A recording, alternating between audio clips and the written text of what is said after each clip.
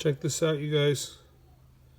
I had these old Protos in the toolbox, and they weren't. They were slipping, and they were sat there for years. And I finally got sick of them. I wanted to throw them out. And I thought I'd looked up the warranty for Proto before, and it said you had to be the original purchaser or something like that. But this go around, I found their address, and I just sent it to their warranty department, and they just sent me these back today.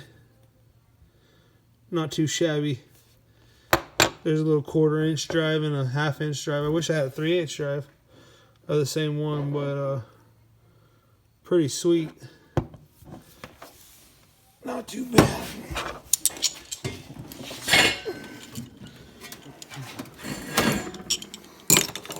Put some of the other goodies. Matco, Snap-on, Matco, Snap-on torque wrenches.